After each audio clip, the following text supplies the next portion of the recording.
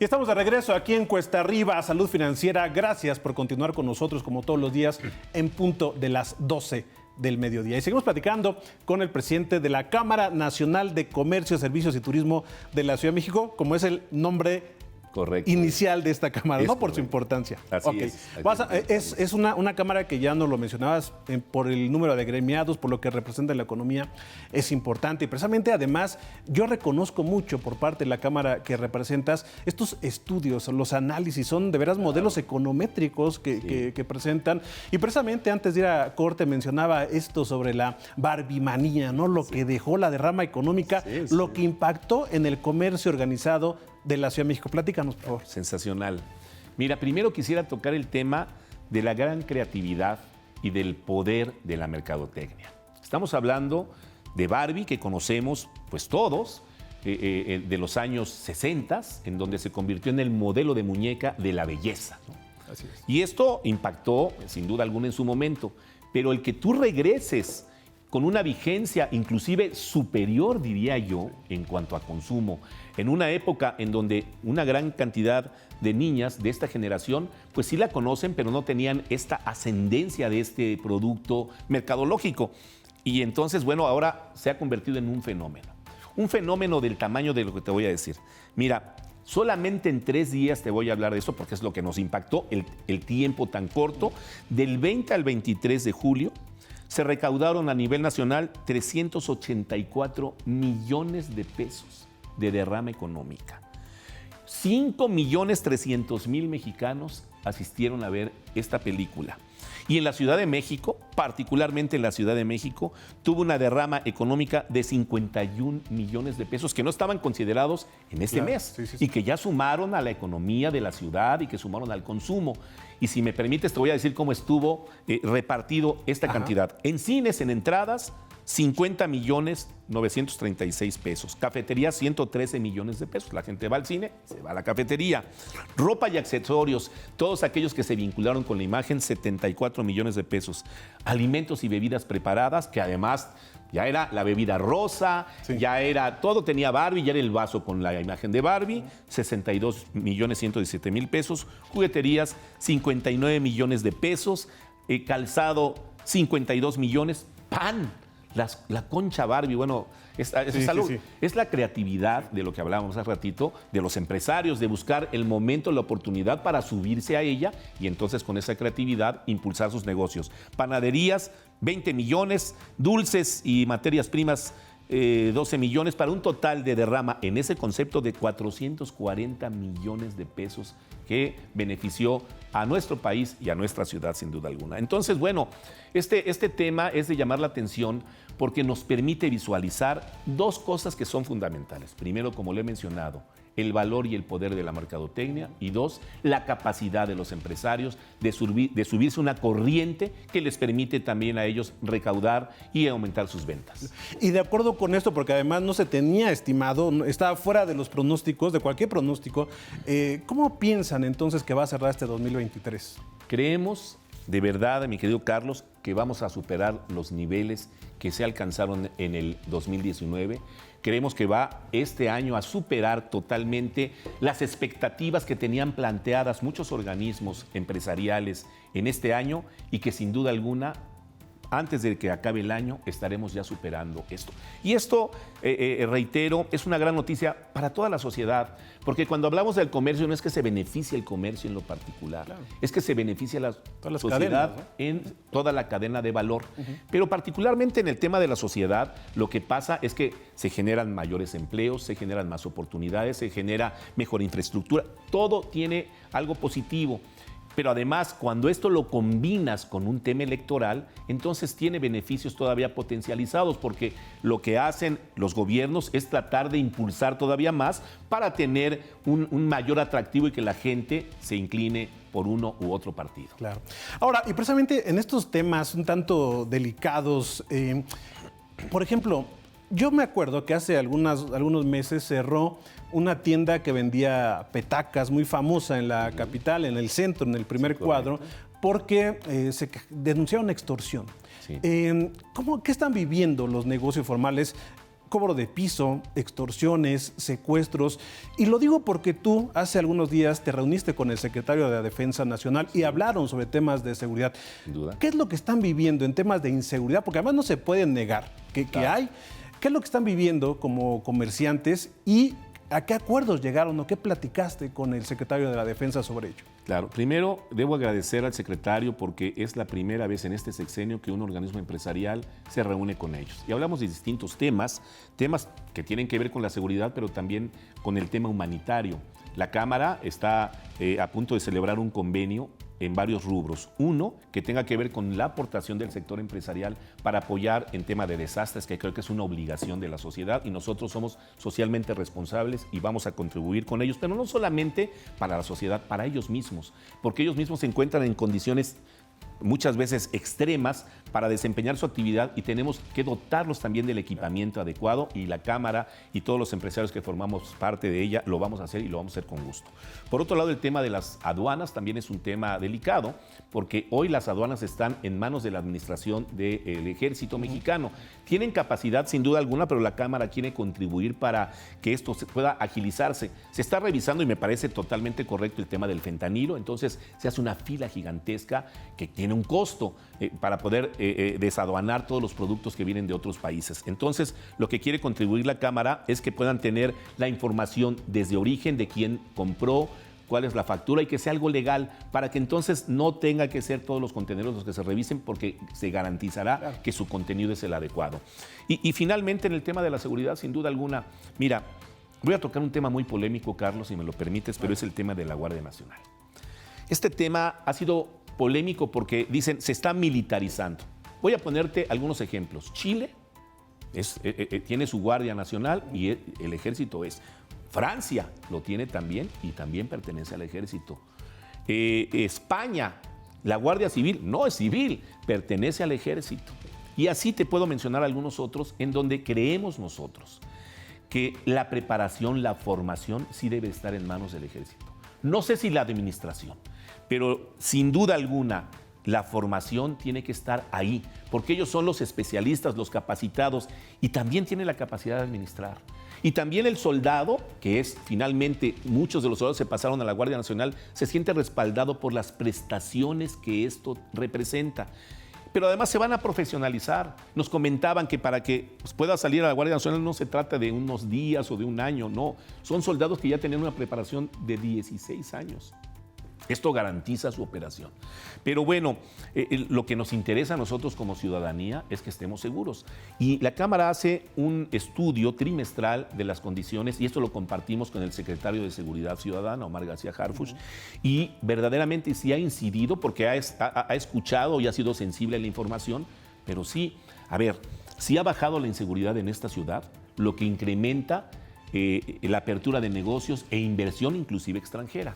Porque antes hablábamos, y lo tenemos que decir, hablábamos que la ciudad de las más inseguras era la Ciudad de México. Sí. Porque estabas en la calle y te robaban el reloj, te robaban. Esto ha dejado de pasar, hay que estar conscientes. Somos la segunda ciudad que tiene mayor seguridad en el país. Nada más que somos la primera que tiene la mayor población. Claro, entonces, si nos equiparamos con nosotros, podríamos estar ascendiendo al primer lugar. Pero también por su complejidad y su tamaño, este tema de extorsión está vigente. O sea, sí existe la extorsión. Sin duda alguna existe y nosotros la señalamos, informamos cuáles son las alcaldías que tienen en el trimestre mayor incidencia en sus distintas características y manifestaciones del delito, extorsión, robo a comercio, robo hormiga, las farderas famosas, etcétera, etcétera. Pero la extorsión va migrando, es decir, tiene el efecto cucaracha. Lo denunciamos, lo identifica la autoridad, ahí inciden y ya se pasaron a otro lugar. Sí. Estaban primero en lugares de alta gama, después ya se pasaron a no lugares de alta gama, sino Centro Histórico, inclusive Iztapalapa, Venustiano Carranza, pero nuestro trabajo es estar informando, denunciando, haciendo las encuestas para tratar de construir en conjunto para tener una mejor ciudad, y mejor ciudad significa mucho más segura. Y eso es bueno, porque también, de alguna forma, también para los comercios implica el tener mecanismos de seguridad, desde guardias de seguridad, cámaras, o sea, también implica una inversión por parte de los comerciantes y eso es importante, ¿no? Y eso incide en el costo de los productos y esto perjudica al consumidor. En fin, si tenemos una ciudad segura, el tema de las cámaras es un tema fundamental. Hay muchas más cámaras y entonces ya lo piensan dos veces porque gran cantidad de las capturas que se hacen es porque operan perfectamente estas cámaras y ven su ruta y ahí los pescan. Entonces, bueno, me parece que todos tenemos que... Mira, la sociedad somos todos, no es un sector. Todos formamos parte de los distintos sectores. Al final todos somos mexicanos, todos somos ciudadanos y tenemos que abonar para que esta ciudad sea más segura, más próspera.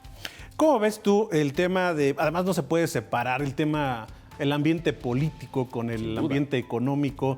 Y bueno, pues estamos ya en unas, no se les llama campañas, pero bueno, estamos en un proceso electoral adelantado, tanto del partido en el poder como de la oposición. ¿Tú cómo ves este clima en cuanto al comercio? Porque se vislumbra que va a ser una campaña muy tensa. Entonces, ¿cómo ves, cómo puede influir el ambiente económico en temas políticos y la parte del comercio organizado? Son dos temas poderosos que sin duda alguna, Carlos, influyen. El primero es que la percepción de la gente alienta o desalienta la inversión. Si empieza a haber revueltas sociales, si empieza a haber temas complejos, si empieza a haber asesinatos, como estamos viendo, esto lo que quita es el Estado de Derecho. El Estado de Derecho ahuyenta la inversión y también ahuyenta el consumo. Entonces, esto sería desastroso. Nosotros tenemos que estar mirando para tratar de que esto se haga de manera pulcra. El adelantar, porque es un adelanto de las campañas, lo decimos con mucho respeto, pues también tiene su incidencia. Entonces, también existe un desgaste de la propia sociedad. Todo político, no sé si sea lo más benéfico, pero al comercio sí lo afecta en ese sentido. Tenemos que buscar un clima de estabilidad y que esto se desarrolle de una manera armoniosa y en paz para que esto pueda suceder. Porque hay otro fenómeno, empiezan las marchas y las marchas es de lo que más afecta al comercio organizado. ¿Hay un cálculo de las marchas? ¿Cuánto afecta al comercio? No, claro que hay un cálculo. O sea, hay marchas que nos generan en un día una pérdida de 5,000 millones de pesos, dependiendo de su ruta, porque además las marchas no solamente se quedan en el paso, en el cierre y la falta de clientela, afectan los propios negocios, los violentan a las propias personas y esto sin duda alguna es un desastre para todos y tenemos que estar pensando mejor en que esto se lleve en armonía, en paz y en las mejores condiciones para evitar este tipo de fenómenos que sin duda alguna nos afectan, pero además los tenemos que enfrentar. Y también es una buena oportunidad, como te lo decía, es el momento en que el sector organizado comercial pueda compartir sus inquietudes y necesidades con los candidatos y los comprometa también a que pueda transitarse en dado caso de que queden ellos electos, en que podamos hacer un buen trabajo en conjunto. Claro, ya pensaron en acercarse, ¿no? Todavía no, porque si ellos adelantaron, ustedes no. Pero ya estamos redactando nuestras necesidades, para quien, claro. Tanto presidente o presidenta, jefe o jefa de gobierno y también las alcaldías que son importantes. Particularmente aquí las alcaldías que hoy están divididas, ¿no? En partidos hablando de esto y que algunas tienen un criterio disímbolo. Tenemos que buscar, ya siendo autoridades, ya son las mismas, ya no tienen que haber colores y tienen que homogeneizar sus criterios. Oye, hay un tema importante también y me gustaría tener la opinión de la Cámara de Comercio de la Ciudad de México. En este momento hay una polémica por los libros de texto. Se dice que hay mucha ideología política cargada, incluso le llaman hacia el comunismo. Claro. Hay quien se opone, el gobierno dice que se van a entregar. Yo he visto parte de esos libros y la verdad creo que sí le quitan temas matemáticos. No hay matemáticas, temas de civismo, como lo comentábamos fuera del aire. Pero ¿cuál es la opinión que tiene o cómo ve este tema específicamente de los libros de texto? Mira, se ha politizado, es un tema que se ha convertido en mediático inclusive, pero tiene una razón. Primero, nosotros tenemos que pugnar como sociedad a que se respete la Constitución. Y la Constitución habla de una educación laica. Y aquí se está perdiendo. Y no puedes tú utilizar un libro de texto para encauzar. Esto es lo que no se puede, lo que no se debe. Y esto la sociedad lo identifica. La sociedad ha madurado, la sociedad entiende. Los padres de familia dan lectura. En fin, entonces esto me parece que sin duda alguna viola este principio. Además, hay que respetar el derecho humano y el derecho humano tiene la libertad de elegir lo que consideren. Para eso existe una educación y esta educación tendrá que mantenerse totalmente imparcial en cuanto a los dogmas políticos. Pero también es una situación muy compleja que le quiten elementos. Ya no hablemos del tema de encauzarlos hacia uno o hacia otro lado, sino también le quitan elementos educativos que son fundamentales para el desarrollo de la sociedad y de la vida humana, y de la convivencia adecuada y tener las herramientas suficientes para enfrentar esto que se llama sociedad. Y esto, las matemáticas son un elemento indispensable. El civismo es un elemento indispensable. Y entonces esto lo que nos origina es niños menos preparados. Y no menos preparados, menos competitivos y con un futuro no tan cierto como una persona verdaderamente preparada. Me parece que es momento de que la sociedad también dé su opinión. Nosotros como instituciones respetuosamente las vamos a expresar, reitero, respetuosamente, pero sin duda alguna no es lo adecuado y menos en un tema hablando de la niñez y de la formación educativa, justamente de la educación básica. Claro, delicado. Por último, la verdad es que podríamos platicar contigo mucho tiempo, pero bueno, es limitado. Pero viene precisamente la compra de útiles escolares, de uniformes escolares, las vacaciones de verano y bueno, al final del año pues vienen unos meses de alto consumo. ¿Cuáles son las estimaciones? Es decir, vienen noticias buenas para el comercio organizado. Muy buenas noticias, mira. Estamos pensando, primero has mencionado temas fundamentales porque también, sabes que cambiaron los calendarios y que ya estamos en plenas vacaciones de verano para algunos sectores educativos. Entonces ya se está notando este repunte nuevamente de lo que significa la derrama económica por este concepto vacacional. Por otro lado, hay temas fundamentales como nuevamente el Día de Muertos, como el tema de la Fórmula 1 y también el tema de la compra de útiles. Este genera una derrama muy importante para la ciudad. Te hablé de una derrama económica de alrededor de 300,000 millones de pesos. Para este cierre estamos pensando en una derrama económica cercana a los 500,000 millones de pesos, 480,000 millones de pesos. Si esto pronosticado se llega a cumplir, te podría decir que vamos a cerrar un muy buen año.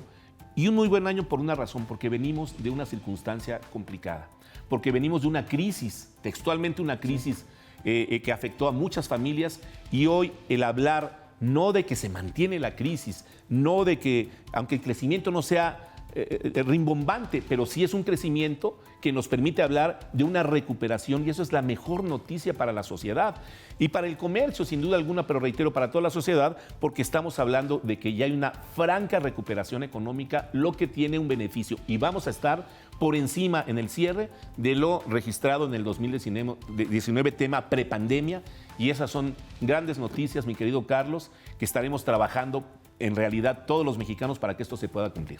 Pues enhorabuena y que se cumplan estas estimaciones positivas, que todo el ambiente político, social, económico sea en beneficio del comercio organizado por lo que representa en la economía nacional, por lo que representa en la capital del país. Y bueno, seguramente podemos platicar en otro momento, pero te agradezco mucho que hayas venido a platicarnos sobre este entorno y bueno, pues aquí la invitación siempre está abierta. Te lo aprecio mucho, Carlos, a ti y a todo el auditorio y es un placer y un honor acompañarlos.